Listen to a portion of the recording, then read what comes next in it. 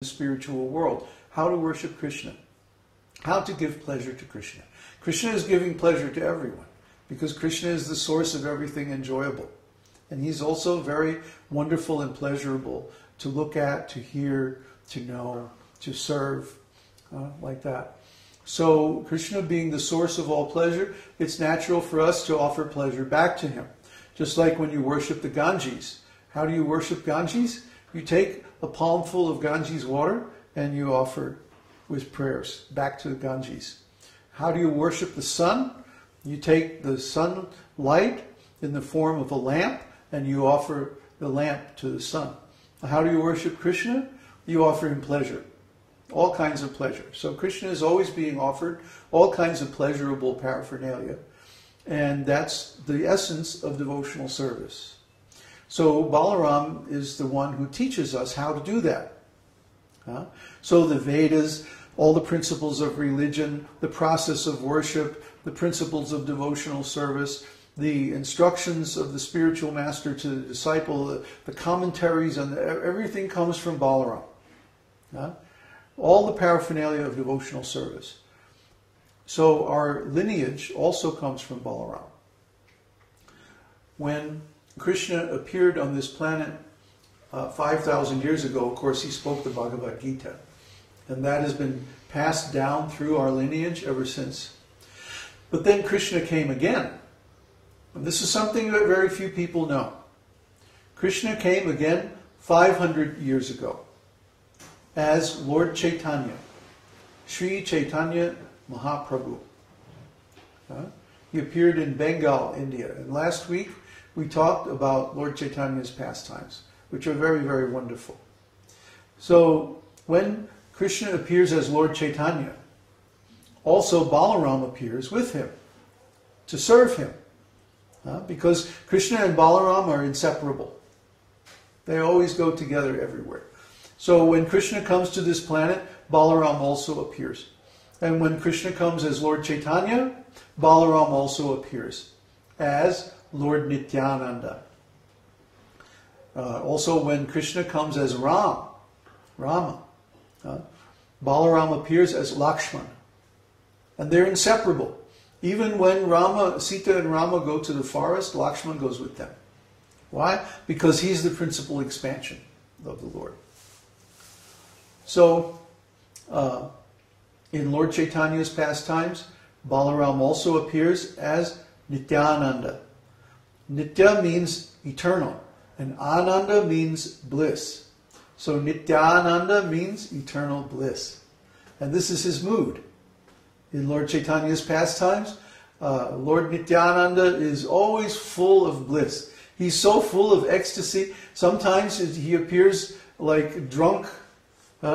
He can't even walk properly or speak properly. He's always laughing and smiling at something deep inside himself that only he can perceive. Nityananda. And this is his spiritual pleasure. Why does he have this Nityananda? Why does he have this eternal spiritual pleasure? Because he's always serving Krishna. He's the greatest servant, the original servant of Krishna. So he's always feeling this eternal, transcendental bliss deep within himself. And therefore he's always happy and smiling and dancing and chanting Krishna's name and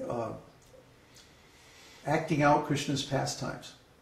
For example, Lord Nityananda appeared in the village called Ekachakra. Ekachakra means one circle. One circle. You've seen our logo? There's a triangle and then there's three circles. But he's only one. He appeared in the one circle. That means the esoteric circle. You see? So Lord Nityananda appears in the esoteric circle. And then he spreads these esoteric truths by his own example.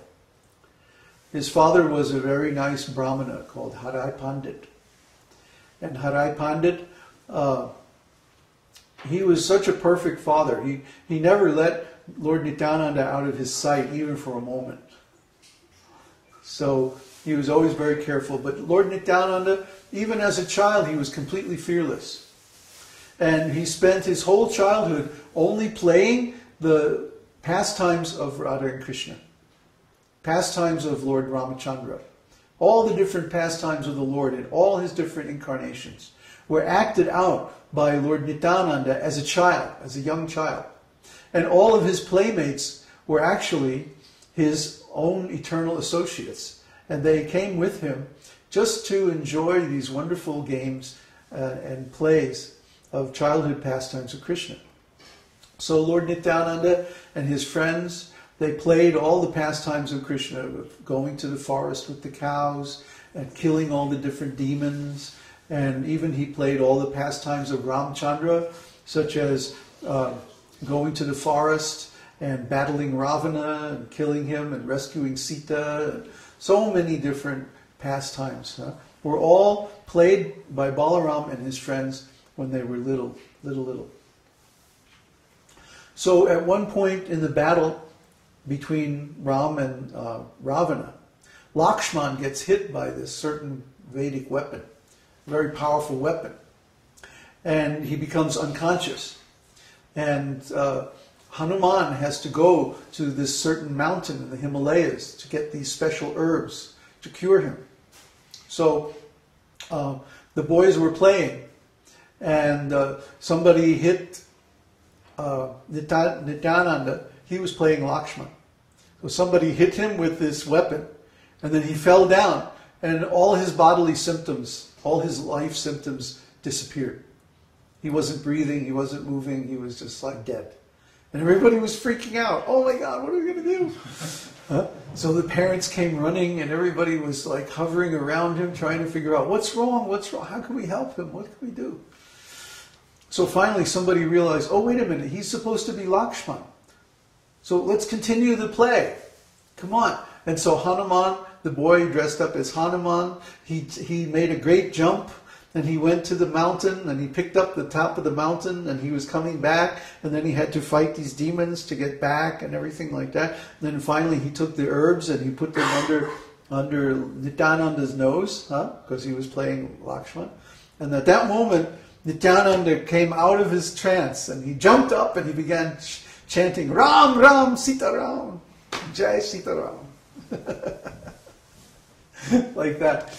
So even Lord Nityananda's childhood was saturated with devotional service to Krishna in his different incarnations. So similarly, his whole life was like that. After he got a little bit grown up, he was about 12 years of age. One day a beautiful sannyasi came, and he spent the whole night with Lord Nityananda and Harai Pandit discussing pastimes of Krishna. And the name of this sannyasi is not given in the scriptures, so we don't know who he is. But I think it was Lord Chaitanya's elder brother, Vishvarup, because Vishvarup took sannyas about that same time. And his bodily features were very, very beautiful also, because he was also an expansion of Balarāma. So God can appear in many different forms at once, if he likes. There's no problem for him. So anyway, this beautiful sannyasi came, and they spent the whole night discussing Krishna. And by the morning time, they didn't even know that the night had passed. It was like, oh, the sun's coming up? What happened? And so at the morning time, the sannyasi said, you know, I'm going on the pilgrimage of all of the great sacred places in India, but I don't have anyone to travel with me. You know, the system in India is that when a sannyasi travels, he goes on foot to all the different sacred places, and he has a brahmachari to go with him to serve him, to carry his water pot and his food and garments and stuff like that. That way the sannyasi can just think of God all the time. He doesn't have to break his mood. So this beautiful sannyasi asked, can I take your son with me on my pilgrimage? And then Harai Pandit, it was like he was struck by a thunderbolt. He was so attached to his son because Nityananda was so beautiful. And he was such a wonderful boy that nobody wanted to be separate from him. In fact, his young companions, never liked to be away from his company, even for a moment. They would all play together all day and night, and then they would even sleep together, eat their meals together. They couldn't be separated. So then one day, this sannyasi comes and he says, I want to take your son away. And Hadai Pandit was just thunderstruck. But then he thought, well, this also happened in the pastimes of Ramachandra. That a sannyasi came and said, oh, the demons are attacking the places of sacrifice, and we have to do something to stop these demons. So let me take your son. Your son is all-powerful. Your son is Vishnu himself. He can vanquish the demons very easily. And so Rama's father let him go. Even though it broke his heart, he had to let him go. Similarly, Krishna, when he was just 16 years old, Akrura came and said, you have to come and help your father and mother